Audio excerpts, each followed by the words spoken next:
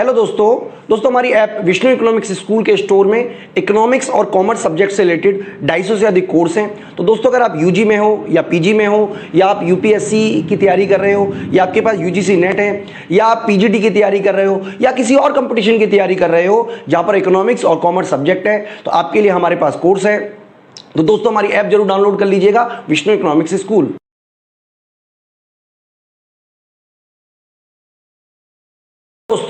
दोस्तों इस वीडियो के साथ हम एक नया चैप्टर स्टार्ट कर रहे हैं एकाधिकार का। तो एकाधिकार पर हम टोटल मिलाकर 16 वीडियो बनाने वाले हैं बच्चों, जैसा कि आप अपनी स्क्रीन पे देख भी पा रहे होंगे। इस 16 वीडियो में से कुछ वीडियो जो हैं वो उन पे स्टार जिन पे लगा हुआ है वो यूट्यूब पे अवेलेबल नहीं होंगी, वो हमारी ऐप है विष्णु इकोनॉमिक्स स्कूल उस पर ही अवेलेबल होंगी। और जो जिस पर टिक लगा हुआ है वो हमारी ऐप और यूट्यूब दोनों पे ही अवेलेबल होंगी।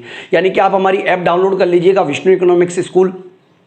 तो ये सारी की सारी वीडियो अगर आप यूजी की तैयारी कर रहे हो, पीजी की तैयारी कर रहे हो, आप यूजीसी नेट की तैयारी कर रहे हो, आप यूपीएससी की तैयारी कर रहे हो, आप पीजीटी की तैयारी कर रहे हो, यानी कि जो भी आपकी इकोनॉमिक्स की ज़रूरतें हैं उन सभी में आपके काम आएगा। इसके अलावा अगर मान लीजिए किसी और कोर्स में कोई और वीडियो की रिक्वायरमेंट है तो वो भी हम आपको बना के देंगे। इसके अलावा ये सारी की सारी वीडियो इंग्लिश में हमारी ऑलरेडी हमारी यूट्यूब पर और हमारी ऐप पर अवेलेबल है। तो चलिए स्टार्ट करते हैं। ये सारा का सारा जो टॉपिक है जिसको कि हम बोलते हैं एकाधिकार बाजार, एकाधिकार। तो देखिए इस वीडियो में हम बात कर रहे हैं एकाधिकार के अर्थ की, साथ ही साथ हम विशेषताओं के बारे में बात करेंगे, एकाधिकार उत्पन्न क्यों होता है और एकाधिकार के प्रकार क्या हैं। तो ये 4 ऐसे सब टॉपिक हैं जो हम इस पूरे के पूरे टॉपिक में बात करेंगे। तो सबसे पहले हम बात करते हैं एकाधिकार किसे कहते हैं, इसका अर्थ क्या है। देखिए एक विक्रेता यानी कि मोनो जो है, मोनो का मतलब होता है एक और पॉली का मतलब होता है विक्रेता। तो एकाधिकार बाजार की वह स्थिति होती है जिसमें वस्तु का केवल एक विक्रेता होता है। तो सबसे पहली बात आपको यह याद रखनी है, नंबर 1 एक विक्रेता होता है, यानी कि और दूसरा साथ ही साथ उस वस्तु का कोई निकट प्रतिस्थापन भी नहीं होता। यानी कि आप ये कह सकते हो कि वस्तु का जो विकल्प है वो भी मार्केट में नहीं होता। जिस तरीके की वस्तु वो विक्रेता बना रहा होता है उस तरीके की वस्तु मार्केट में कोई और विक्रेता नहीं बना रहा होता, जिसकी वजह से बाजार की पूर्ति पर उसका पूरा नियंत्रण होता है। देखिए यहाँ पर आपको 3 बातें याद रखनी है। सबसे पहले एकाधिकार बनने के लिए उसका बाजार की पूर्ति पर पूरा नियंत्रण होना बहुत जरूरी है। इसका मतलब यह हुआ कि वो केवल अकेला विक्रेता है, यानी कि ऐसा नहीं है कि वो विक्रेता चाहे कि कोई ऐसा है कि अगर वो विक्रेता चाहे तो बाजार में वस्तु की सप्लाई को बढ़ा सकता है जरूरत पड़ने पर, और उसकी मर्जी है तो वो बाजार में वस्तु की सप्लाई को घटा सकता है।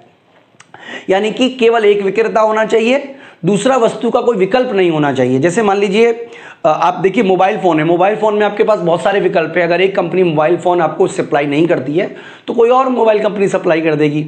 लेकिन अगर आपको बात करें दूर तक जाना है और तो आपको रेलवे का ही सहारा है। हालांकि आप एरोप्लेन में जा सकते हो, पर एरोप्लेन और रेल की टिकट का इतना अंतर है कि वो निकट प्रतिस्थापन नहीं कहलाती। इसका मतलब वस्तु का विकल्प ऐसा नहीं होना चाहिए कि वस्तु का कोई विकल्प हो, तो जिसकी वजह से जितने भी क्रेता हैं, वस्तु खरीदने वाले हैं, वो उसी विक्रेता पर डिपेंडेंट हो जो वस्तु की सप्लाई कर रहा है, वस्तु की पूर्ति कर रहा है। तो एक विक्रेता होना चाहिए, वस्तु का कोई निकट प्रतिस्थापन नहीं होना चाहिए और बाजार पर जो विक्रेता उसका पूरा नियंत्रण होना चाहिए। तो इसकी कुछ विशेषताएं जिसके बारे में हम डिस्कस करेंगे इस वीडियो में। सबसे पहला एक विक्रेता। तो बच्चों एक विक्रेता ये कोई समूह हो सकता है, पार्टनरशिप फर्म हो सकती है, कोई इंडिविजुअल हो सकता है, लेकिन होना एक ही चाहिए। इसका मतलब कि राज्य भी हो सकता है, भारत सरकार रेलवे के ऊपर उसका पूरा नियंत्रण है। इसका मतलब यह हुआ कि एक विक्रेता बाजार की पूरी सप्लाई को कंट्रोल करे, वस्तु की पूरी मार्केट में उपलब्ध कराए। इसका इंपैक्ट ये होगा कि कीमत पर प्रभावशाली नियंत्रण पॉसिबल हो पाएगा, क्योंकि अगर एक से ज़्यादा विक्रेता होंगे, जितने ज़्यादा विक्रेता होंगे बाजार पर कंट्रोल उतना ही कम होगा। अगर हम ये मान लें कि सभी विक्रेता बराबर रूप से सप्लाई कर रहे हैं तो एक विक्रेता का मतलब है बाजार पर 100% नियंत्रण, 10 विक्रेता का मतलब है बाजार पर 10% नियंत्रण। यानी कि वस्तु का विक्रेता केवल एक होता है। इसके अलावा वस्तु की निकट प्रतिस्थापन वस्तु नहीं होती है। दूसरी विशेषता यह है कि जिस तरीके की वस्तु को एकाधिकार फर्म सप्लाई कर रही होती है उस तरीके का कोई और मार्केट में अवेलेबल ही नहीं होता। यानी कि जिस तरीके की सप्लाई गुड्स करेगी वैसी वो गुड्स अवेलेबल होगी, किसी भी प्रकार से नई तरीके की गुड्स मार्केट में अवेलेबल नहीं होगी। ये आपको ध्यान में रखना है, ठीक है। यानी कि जैसे मान लीजिए रेलवे है और बहुत सारे एग्जाम्पल हम दे सकते हैं, लेकिन ज़्यादा एग्जाम्पल नहीं होते क्योंकि एकाधिकार। हालांकि मार्केट में आप देखिए अमेजॉन, फ्लिपकार्ट है, दोनों को अगर हम जोड़ दें तो लगभग 90% मार्केट पर उन दोनों का ही कब्जा है। तो इस तरीके से भी एकाधिकार को हम बोल सकते हैं, लेकिन वास्तव में आप देखोगे तो ये जो विकल्प है ये मार्केट में मौजूद नहीं होता है, वैसे वो एकाधिकार की स्थिति में नहीं आएगा। दूसरा, नई फर्मों के प्रवेश में प्रतिबंध होता है, यानी कि एकाधिकार की स्थिति में बाजार में नई फर्में प्रवेश नहीं कर सकती हैं। नई फर्में प्रवेश क्यों नहीं कर सकती है? क्योंकि हो सकता है उसको लाइसेंस मिला हो, पेटेंट अधिकार मिला हो, प्राकृतिक एकाधिकार बन गया हो, वो हम डिस्कस करेंगे इस वाले टॉपिक में ही। यानी कि इस स्थिति में कई ऐसे प्रतिबंध होते हैं जिसकी वजह से नई फर्में उद्योग में डायरेक्टली प्रवेश नहीं कर सकती हैं। हालांकि ऐसा नहीं है कि मार्केट में प्रवेश कभी नहीं हो सकता, लेकिन आमतौर पर एकाधिकार बाजार में मार्केट में प्रवेश नहीं किया जा सकता। कई तरीके के प्रतिबंध होते हैं जिसकी वजह से नई फर्में मार्केट को में आने से रोकती हैं। हालांकि मैं आपको बता देता हूं कि लगभग विश्व के अधिकतर देशों में एकाधिकार को रोकने के लिए कानून बने हुए हैं ताकि कोई भी फर्म मोनोपोली क्रिएट ना कर पाए। उसके बारे में खैर किसी और वीडियो में डिस्कस करेंगे। तो फिलहाल आप यही समझ लीजिए कि इस स्थिति में नई फर्मों के प्रवेश पर प्रतिबंध होता है। इसके अलावा क्योंकि जो विक्रेता है कीमत विभेद की संभव, क्योंकि विक्रेता होता है उसने क्या किया होता है, पूरी की पूरी पूर्ति पर नियंत्रण किया हो सकता है। तो एकाधिकार की स्थिति में यह संभव है कि वो अलग अलग ग्राहकों से अलग अलग कीमत वसूले। यानी कि देखिए, अगर जैसे मान लीजिए आप वैक्सीन की बात करें तो एक जगह जो विक्रेता है वो 250 रुपये सरकार को दे रहा है, राज्य सरकार को मान लीजिए 600 रुपये में दे रहा है, प्राइवेट मार्केट में वो मान लीजिए 1200 रुपये में दे रहा है। तो जो विक्रेता मतलब अलग अलग उपभोक्ताओं को अलग अलग कीमत पर वस्तु दे रहा है, ठीक है। तो ये भी एक तरीका होता है बाजार में एकाधिकार का। यानी कि एकाधिकार के लिए संभव है कि वो एक ही वस्तु की अलग अलग उपभोक्ताओं से अलग अलग कीमत वसूले या समान कीमत वसूले। तो अगर वो अलग अलग कीमत वसूलता है तो उसे शुद्ध एकाधिकार कहते हैं, विभेदात्मक एकाधिकार कहते हैं। और अगर वो समान कीमत वसूलता है तो उसे शुद्ध एकाधिकार कहते हैं, जिसके बारे में हम यहाँ पे भी पढ़ेंगे। तो बेसिकली आपको ये समझना है कि एकाधिकार की स्थिति में वो अलग अलग व्यक्तियों से अलग अलग कीमत वसूल सकता है। ऋणात्मक मांग वक्र होता है। देखिए, ऋणात्मक मांग वक्र का मतलब होता है उसका, यानी कि एकाधिकार का वस्तु की कीमत पे नियंत्रण होता है, मांग पे नहीं, कीमत पर नियंत्रण होता है। मांग पे उसका कभी नियंत्रण नहीं होता, आप ये हमेशा याद रखिएगा, मांग पे नियंत्रण नहीं होता।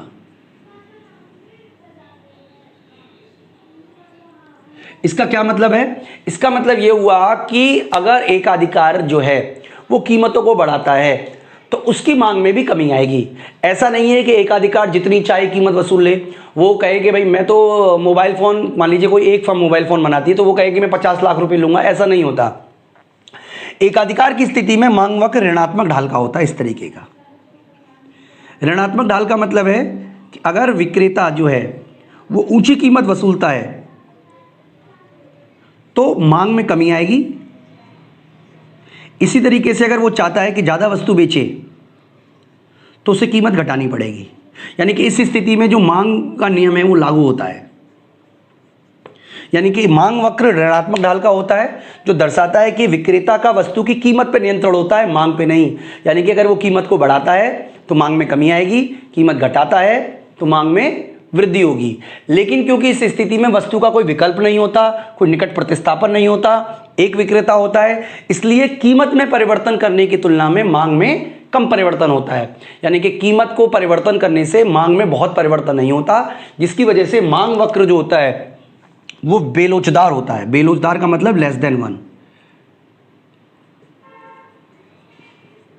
ठीक है बच्चों, तो ये आपको याद रखना है हमेशा कि एकाधिकार की स्थिति में मांग वक्र बेलोचदार होता है। कीमत पे प्रभावी नियंत्रण होता है। बच्चों इतने सारे तर्क तो दे दिए, एक विक्रेता होता है, वस्तु का कोई विकल्प नहीं होता, जिसे जैसे मर्जी वो वस्तु को कंट्रोल कर सकता है।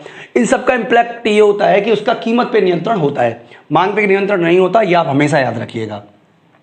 मतलब उसका पूर्ति पे नियंत्रण होता है, इसलिए कीमत पे नियंत्रण होता है। मांग पे नियंत्रण क्यों नहीं होता? क्योंकि वस्तु खरीदना या न खरीदना क्रेता के हाथ में निर्भर करता है, ना कि विक्रेता के हाथ में। आगम वक्र की बात करें बच्चों, तो मैं जैसा कि मैंने आपको बताया कि जैसे जैसे पहले यहाँ पे क्वांटिटी इधर लिख लेते हैं, इधर प्राइस लिख लेते हैं, कि अगर मान लीजिए मोनोपोली की स्थिति में फर्म क्वांटिटी को बढ़ाना चाहती है तो उसको कीमतें क्या करनी पड़ेंगी? कम करनी पड़ेंगी। तो इस स्थिति में देखिए टी आर निकलता है, पी इंटू क्यू करके 10 हो गया, 9 दूनी 18, 8 तिया 24, 7 चौक 28। ये हम ऑलरेडी आगम वाले चैप्टर में पढ़ा चुके हैं। ठीक है, 10 की स्थिति में ये 10, क्योंकि AR और प्राइस बराबर बराबर होते हैं। MR 10, 8, 6, 4।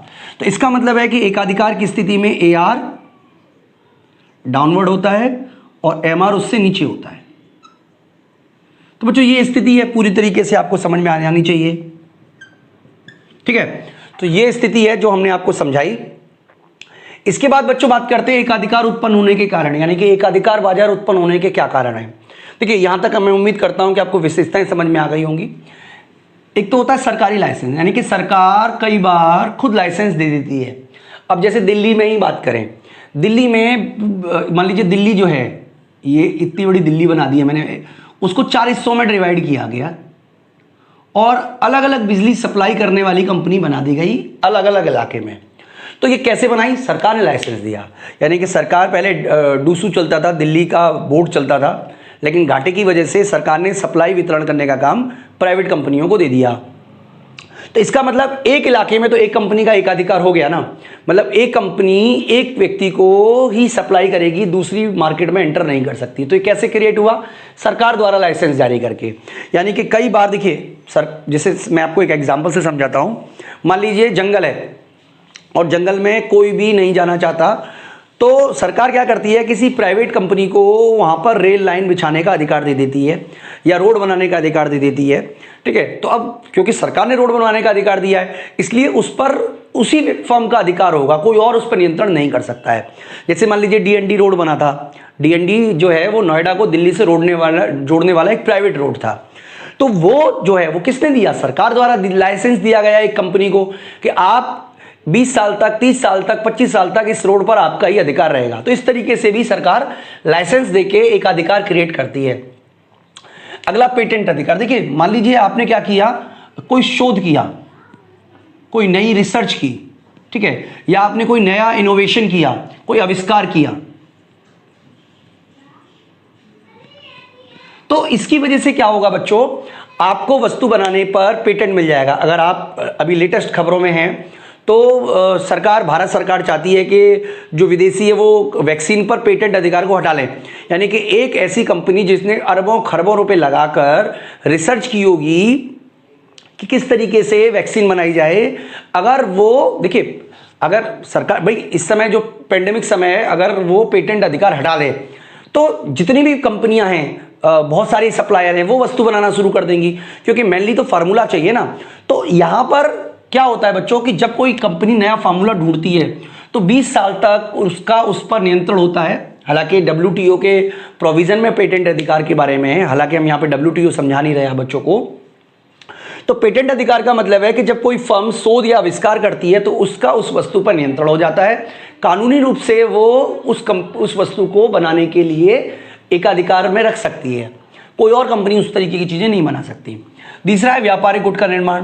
देखिए जैसे मैं आपको एक एग्जांपल देता हूं, ओपेक, OPEC, इन्होंने क्या किया, कई सारे देश थे, इन्होंने मिलकर एक ग्रुप बना लिया और कहा कि हम केवल पेट्रोल की जो सप्लाई है या जो कच्चे तेल की सप्लाई है उसको हम सब मिलकर संयुक्त रूप से फैसला लेंगे। तो ये भी पॉसिबल है। मान लीजिए 2 या 3 कंपनियां हैं मार्केट में जो, और वो आपस में अपने आप को एक कार्टेल बना लेती हैं, तो ये भी एक तरीका हो सकता है एकाधिकार बनाने का। हालांकि इस तरीके का कार्टेल जो है वो किसी देश के अंदर कानूनी रूप से गैर कानूनी है, मतलब इलीगल होता है।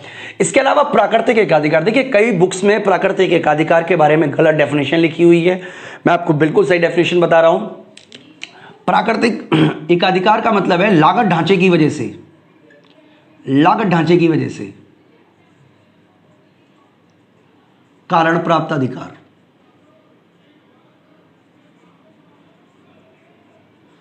इसके ऊपर बच्चों में एक अलग से भी वीडियो बनाएंगे प्राकृतिक एकाधिकार के ऊपर।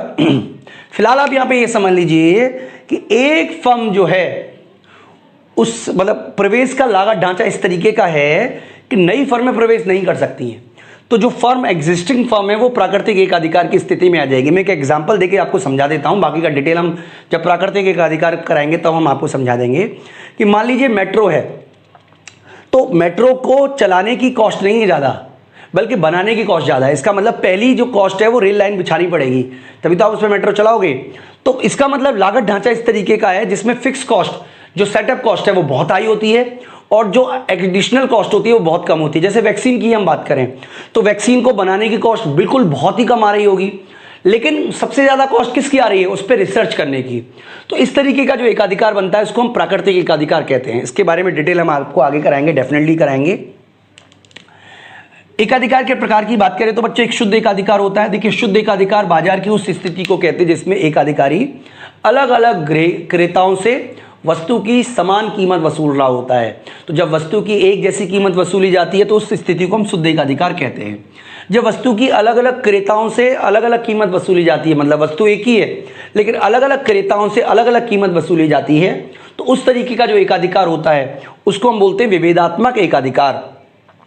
सामाजिक एकाधिकार किसे कहते हैं? सामाजिक एकाधिकार वो होता है जिसमें सरकार सामाजिक कल्याण की भावना से, प्राइवेट फर्म भी हो सकती है, सामाजिक कल्याण की भावना से किसी वस्तु को नियंत्रित करती है, क्योंकि वो जानती है कि अगर ये प्राइवेट प्लेयर के हाथ में चला गया तो बाजार में सामाजिक कल्याण जो है वो अधिकतम नहीं हो पाए। जैसे रेलवे है, रेलवे सरकार के कंट्रोल में है, ठीक है। इसके अलावा मेट्रो है, सरकार के कंट्रोल में है। ये इसलिए किया जाता है ताकि, क्योंकि मार्केट में अगर इसे छोड़ दिया जाएगा तो कीमत ऊंची होगी और लोग कम यूज़ कर पाएंगे, जिसकी वजह से हानि होगी। तो इस तरीके का जो एकाधिकार है वो सामाजिक एकाधिकार होता है। इसके अलावा कानूनी एकाधिकार भी होता है। कानूनी एकाधिकार मतलब जब कानून, चाहे वो राष्ट्रीय कानून हो चाहे वो अंतर्राष्ट्रीय कानून हो, वो एकाधिकार क्रिएट करता है। जैसे पेटेंट अधिकार है, यहाँ पे हमने डिस्कस किया, या लाइसेंस दे देती है सरकार, तो इस तरीके का जो एकाधिकार बनता है उसको कानूनी एकाधिकार कहते हैं। कपटपूर्ण एकाधिकार, कपटपूर्ण एकाधिकार मतलब फर्म इसलिए बनाया गया है, कार्टेल एकाधिकार इसलिए बनाया गया है ताकि कीमतों को ऊंचा रखा जा सके, उत्पादन को कम किया जा सके और प्रॉफिट कमाया जा सके। तो इस तरीके का जो एकाधिकार बनता है उसको कपटपूर्ण एकाधिकार बोलते हैं, ठीक है। इसके अलावा प्राकृतिक एकाधिकार, प्राकृतिक एकाधिकार का उस स्थिति में होता है जब स्थापना लागत फर्म की बहुत ऊंची होती है और फर्म को उस स्थिति में एंट्री करना है, यानी कि जो प्लेयर एक है वो तो एंट्री कर गया लेकिन दूसरा प्लेयर एंट्री नहीं कर पाता, क्योंकि वो जानता है कि वो कभी भी अपनी लागत को वसूल नहीं सकता। तो उस तरीके का जो एकाधिकार बनता है उसको प्राकृतिक एकाधिकार बोलते हैं। इसके ऊपर तो बच्चों हम अलग से भी वीडियो बनाएंगे। तो इस तरीके से ये पूरा का पूरा टॉपिक खत्म होता है। तो बच्चों आप हमारी ऐप जरूर डाउनलोड कर लीजिएगा, विष्णु इकोनॉमिक्स स्कूल। वहाँ पर आपको डिफरेंट सब्जेक्ट के डिफरेंट कोर्स मिलेंगे। हमारे चैनल को जरूर सब्सक्राइब कीजिएगा। इस वीडियो में इतना ही बच्चों, थैंक यू।